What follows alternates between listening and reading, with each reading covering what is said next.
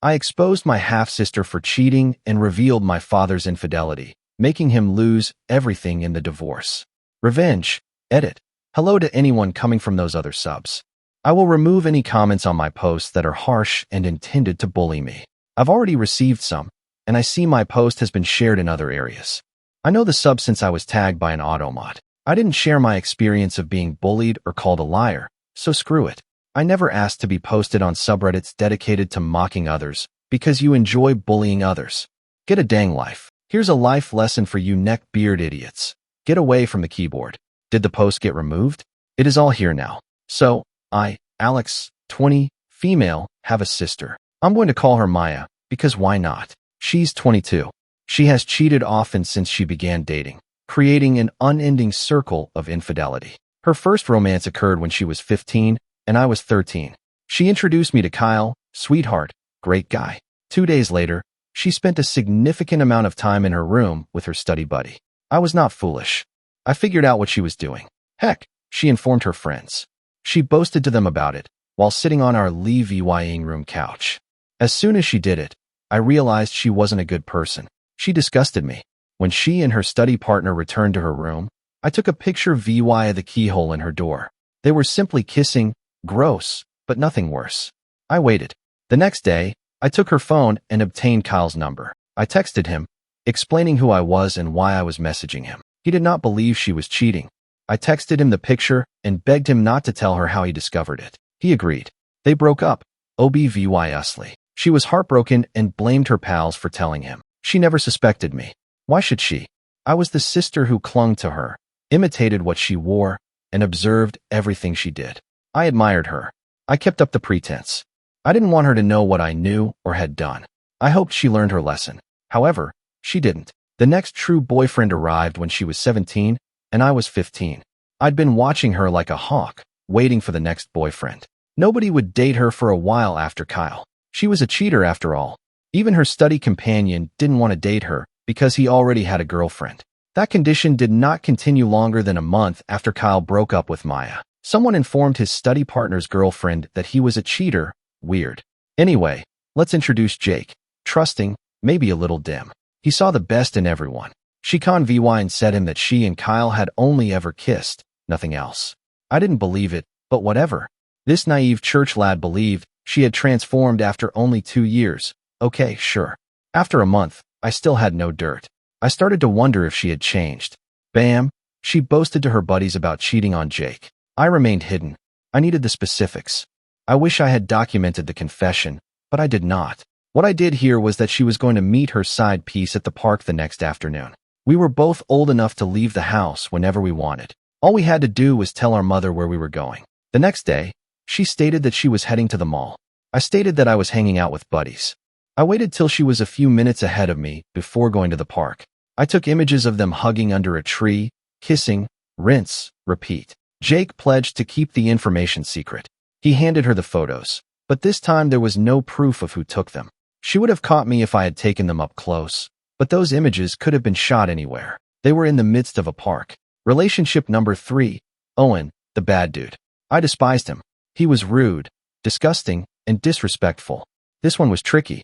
He was obviously on the rebound only a few weeks after Jake, but I got a nasty feeling. I suspected he would be the type to hurt her if she cheated on him. I had to persuade her to end the relationship or have him leave her without blaming her. Even if she was terrible, I needed to plan carefully. I waited for Denke. Do you believe it? They were cheating on each other with the same guy. I felt calling them out would merely transform them into a throuple. I was mistaken. Bad lad despised the thought of someone knowing he was gay. When he discovered that Maya knew he was bisexual, he fled so quickly that his tires caught fire. Free down. My sister still didn't know who was exposing her, but she was becoming suspicious. She was ranting about me without realizing it, so I knew then. She told me her strategy. She planned to tell each of her friends a different narrative and see which one her next boyfriend would get. I helped her make up phony names, descriptions, and locations. It was honestly quite enjoyable. Boyfriend number 4 was not a boyfriend, but rather a guy acquaintance of hers who was involved in the conspiracy. He wanted Maya so desperately that he would do everything to get her attention. She informed friend Abe she was cheating on 4 with a blonde guy and would see him at the ice cream shop tomorrow. Friend B has brown hair, beach. Friend K has red hair. House. Friend D got bald. Starbucks. Maya wanted me to check out the ice cream shop. Maya stayed at home while 4 went to Starbucks. No one was on the beach. She reasoned that if none of us observed anything at the SES, then friend B was responsible. We did exactly that. It was hilarious to receive her continuous texts wondering whether anyone had seen someone. She was in a panic. Buddy B had been her best buddy since she was in diapers, and she did not want it to be them. In the end, nobody came up. She yelled at B in a text, accusing them of being a poor friend and alerting her ex-partners about her adultery. B disputed this, but their friendship was in ruins.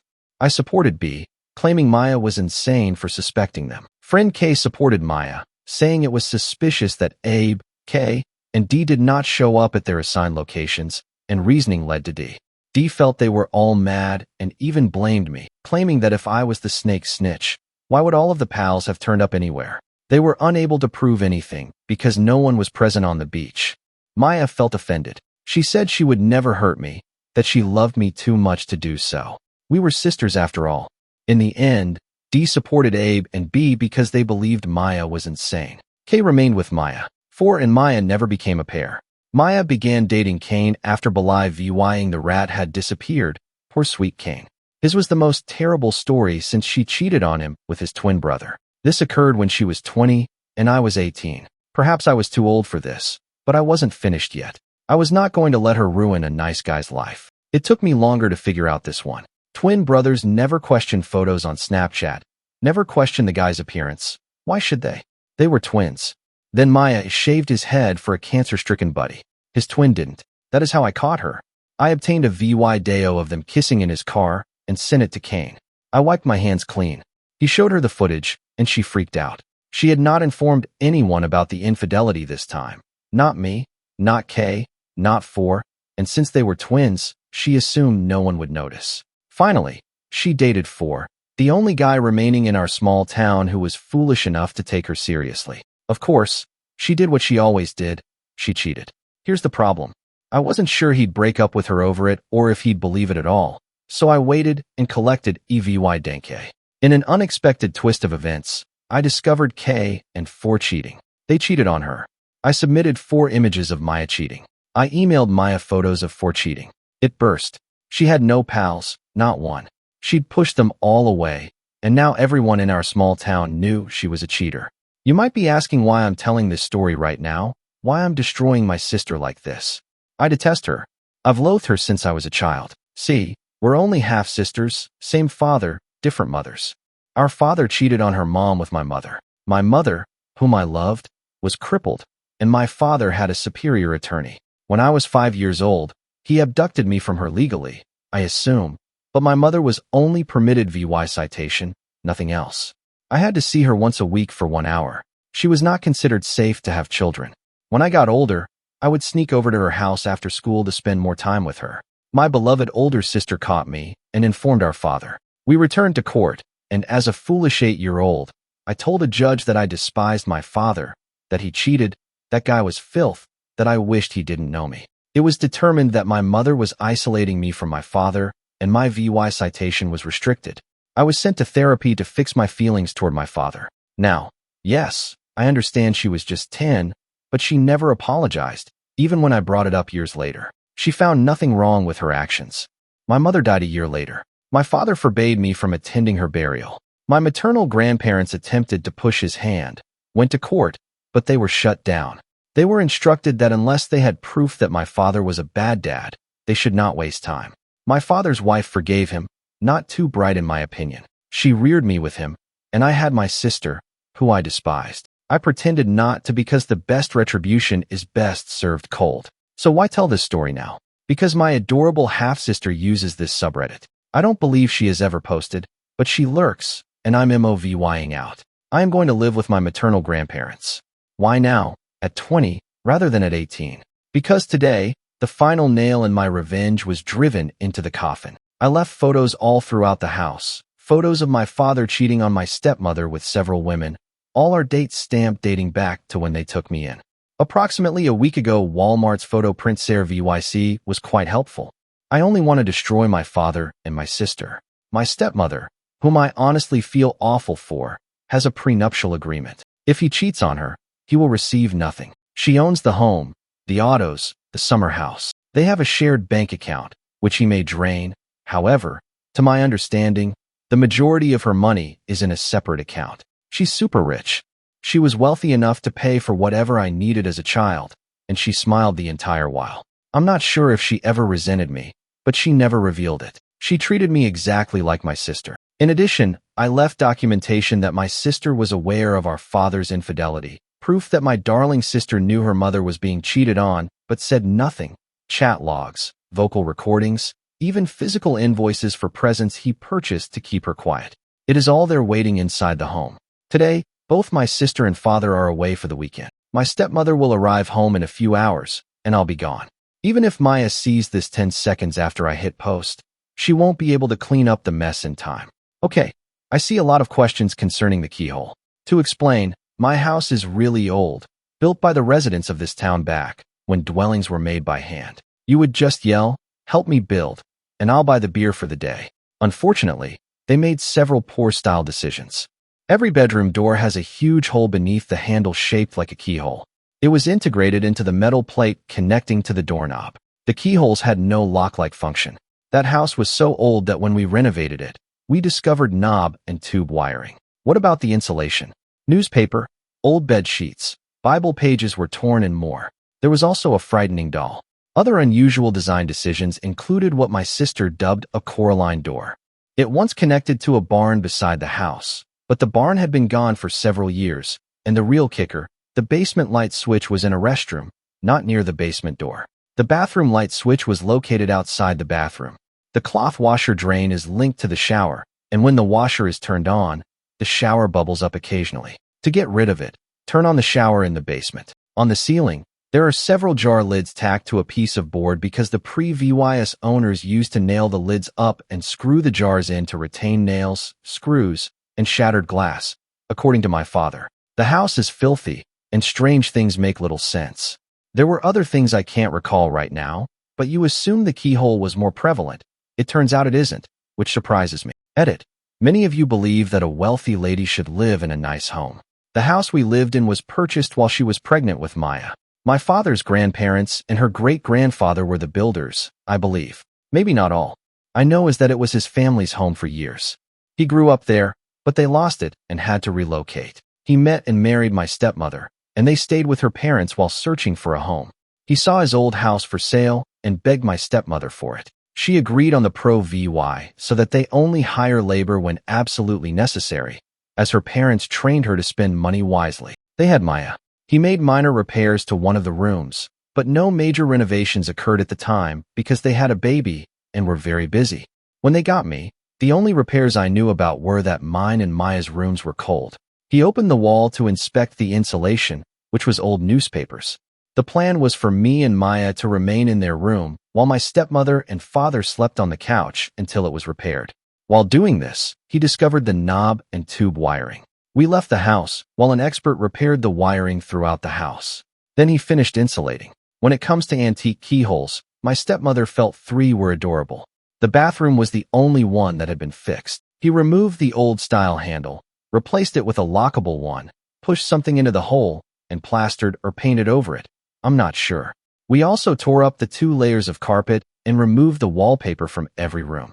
While doing this in the Lee Vying room, we discovered the Coraline door, as we named it. My father informed me that there used to be a barn immediately next to the home, and he assumed that was where it led. If you opened it now, you'd find nothing because the barn was gone. They hadn't just left an open hole in the wall. There were around 6 layers of wallpaper covering the door. These repairs and changes were always going on, all my father's work because it was his paper, and he understood what he was doing. I don't remember what happened when I was a kid. Also, you appear to believe that children aged 8 to 10 are stupid and incapable of holding grudges, which is absurd. I believe I mentioned that the revenge began at 13. Sure, the problem began at 8, but I had till 13 to stew and be outraged. No, I did not do this because a 10-year-old made an error. I did it because my sister never realized what she was doing was wrong. She told me I had a better family because of it, that my mother was AR, and that she did what was best and right. I despise her for never apologizing or acknowledging how much she damaged me. Edit. You want an update? I promise to give one, but things are hectic right now, so please wait. Question: should I make a new post for the update or just add it here when I believe it's time? I keep seeing folks enter update me. How does this work? Question 2. Someone VY said posting this in the Revenge subreddit. I do not want to copy and paste this. Does anyone who reads more than me know how to share the post or something in such subreddits so that more people may appreciate it? Question 3. I notice now that there has been a cross post. Is that what I asked you about above? If so, how can I see where it has been cross-posted? I've been enjoying reading comments on Reddit and TikTok and don't want to miss out while waiting for things to settle down. Edit. Whoever dared to send Reddit care after me sucks to be you. I'm already in therapy, and I learned a long time ago that you don't have to notify anyone until the act is completed, so it's too late for a therapist to try to quell the raging fire in your heart. Edit. I believe you will receive an update sometime today. I was going to update immediately, but I received a call from my therapist a few minutes ago, so I now have an appointment. Is it possible that this is because the VY Deo was shared on TikTok? Is there any dread in it, or is this a coincidence? Update. I have wrecked my sister's relationships and friendships. Now I'm tearing apart her family. Am I pleased about it? Okay. Hi everyone. You all requested an update. The original is growing too long, so I'm writing a second post on it. I'll start with my stepmother's reaction. Around the time she would have arrived home, I sat in front of my phone waiting like a child on Christmas. To my disappointment, all I received was a text message. It said, "Tomorrow, lunch, favorite pizza place." It didn't say the exact name, but you get the idea. That was all. I wondered whether she was going to take my life. After some discussion with my companions, I left. Dumb, possibly. Am I still alive? You could say that. So I met my stepmother at my favorite pizza shop. We ordered, and she smiled at me. It was sort of creepy. She inquired if I understood why she had and VY-ted me out. My response was OBVY usly idiotic, but I said, "To murder me?" She laughed, shook her head, and told me she had spent too much time keeping my dumb buttocks alive to kill me now. She said she and VY-ted me since she no longer has a need to keep my father's secrets from me. I, the theatrical dung beetle, asked for information. She pro-VY dead. I still do not like her, but damn. She inquired whether I knew how my parents met. Obviously, I said no. She said that her cousin Annie was hosting a party for her friends and family. Lena was acquainted with my mom, but she had never met my stepmother or father. My mother was born blind, but enjoyed parties anyhow. There was alcohol there, but my mother simply drank pop in a glass with ice. My mother departed early because she didn't want to be away from Maya for too long, while my father stayed. Lena presented my father and mother. Lena had no reason to believe anything would occur. Lena had already become intoxicated. Lena, according to my stepmother, is unaware of what transpired next. She wasn't sure if my father had brought my mother a fresh cup with something other than pop, if he had dropped something in her drink, or if she had taken the wrong cup. Lena glanced over and noticed my mother wobbling. In Sam's drunk VYEW, my mother was plainly inebriated. There were a lot of cups on the table, so Lena imagined Mom had grabbed the wrong cup too often. She brought my mother upstairs to sleep it off. That was the last time she saw my mother that night, though she did see my father a few times. Lena continued to hang out with my mother, and one day she revealed that she was pregnant. At the time, my mother was single. Lena did some mental math and blew out, asking my mother a lot of questions, but my mother laughed it off, claiming she became pregnant after a one-night stand, not at the party. Lena agreed hesitantly. Lena cared for both me and Maya. When I was born, her red flags went up again when she saw us side by side. So she took a DNA test, one with me and one with Kane, figuring that if it was a family member, we would be a slight match. We were not a good match, and she was relieved. Lena babysat for us again when I was 3 and Maya was 5. According to my stepmother, Lena couldn't stop staring at us and conducted another test on me and Maya. She received the results, and her heart fell. Maya and I were a match. She remained silent for a while, periodically asking my mother questions, but she couldn't keep it a secret and eventually told my stepmother. My stepmother exploded at my father. He said he was inebriated and confused my mother for her. He claimed there was consent, but it was a mistake that occurred only once. My stepmother agreed to forgive him on the condition that he'd be a part of my life. She expected him to concede that my mother would not want to be near him, but he and my mother settled in court. My stepmother expressed her dissatisfaction with this, but she accepted it. When I became increasingly alienated from my father, she handed him money for family therapy and play dates. He used this money plus his own to hire a lawyer and essentially take me. She couldn't stop him. Once she knew what he had done, she continued to have little to no interest in me and refused to become involved. My mother died, and she understood something. If she left him now, she would be vying me with an imbecile who would most likely sell me for a pair of shoes. If she left, she could take Maya, but she had no claim to me, and I never allowed her to adopt me. That was not helping. She attempted to assist my grandparents in fighting for me, but they were silenced. She decided she'd put up with him to protect me. Her words. I don't know if this is real. She claimed she didn't care. Now that I knew the truth, she was divorcing him and wouldn't have to think about him anymore. I asked her about Maya, and she shrugged, saying her daughter resembles her father too much for her liking. She planned to give Maya a couple of options for addressing the issues she observed in her, such as therapy or cutting off contact with her father, but she was going to steal everything from my father because the prenuptial agreement they signed stated that the cheater gets nothing but the clothing on their back. This is just what I wanted. We left it there.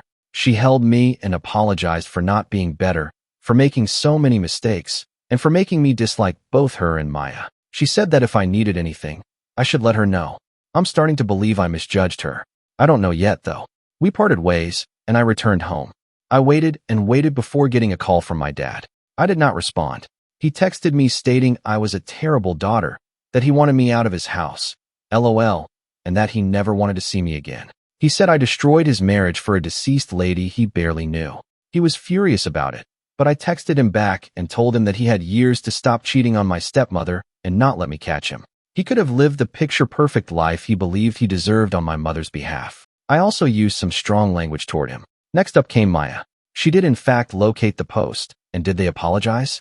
Not. She texted me paragraph after paragraph calling me a manipulative bore and claiming I spent my life lying to her face about a mistake she made when she was 10, that she did not have to apologize or feel awful, that I should have enjoyed being a member of a new rich family, that I did not need to notify her mother about her father's bribery or her dishonesty during the discussion.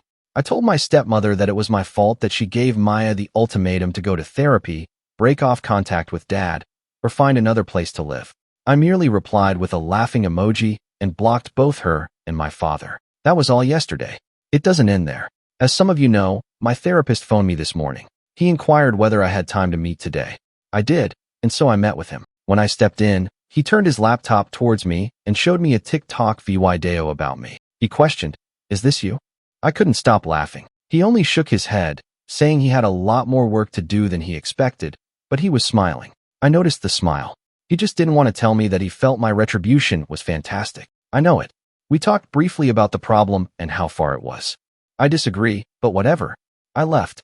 Later, my stepmother called and begged for assistance with something. I went to her residence out of curiosity. She told me that her lawyer recommended her to allow Dad time yesterday to come get his belongings and leave. He gathered what he could, and today we were going to make a campfire. I questioned if this was lawyer approved, and she shrugged, stating it was her property regardless.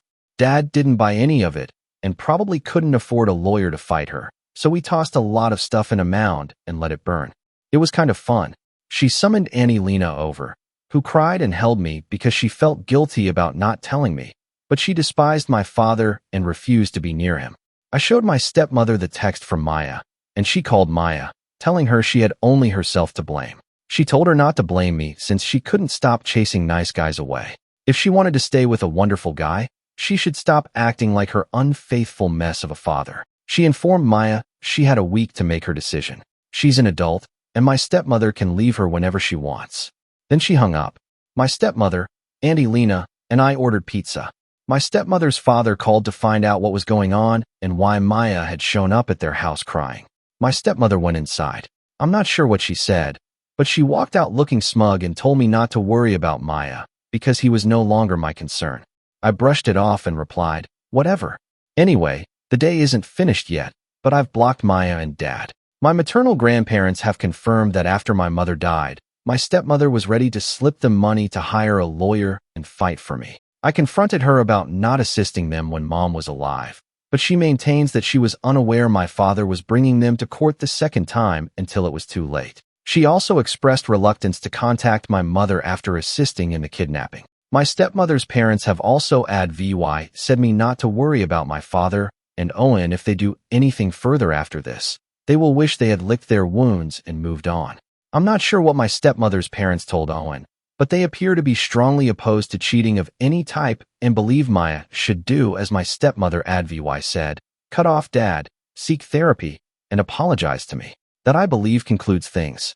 It was chaotic for a while, but I'm getting on with my life, washing my hands of Maya and dad. My stepmother said she entirely understands if I don't want anything to do with her. She said she made a lot of mistakes when I was younger, but she still wants to help me with expenditures and other things.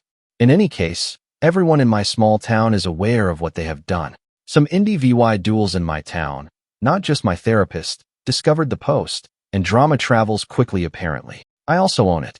When people ask me about it, I tell them because I want them to understand what they did to me. I don't believe my stepmother is facing much blowback. She delivered all of the images I printed off to her lawyer, who laughed at the pile and claimed that my mere existence was enough proof for the divorce. But the pile didn't matter, especially since I wrote dates on many of the photos, some of which were extremely recent. I don't believe this is as nice as the pre-VYS post because I never expected to make an update. I kind of just wrote it as it happened. I hope this calms down the drama fans in the comments. If anything more happens, I will probably post it here. There will not be any further update. Thank you for watching. If you haven't subscribed yet, please do so and hit the notification bell to stay updated with more shocking real-life stories happening around you.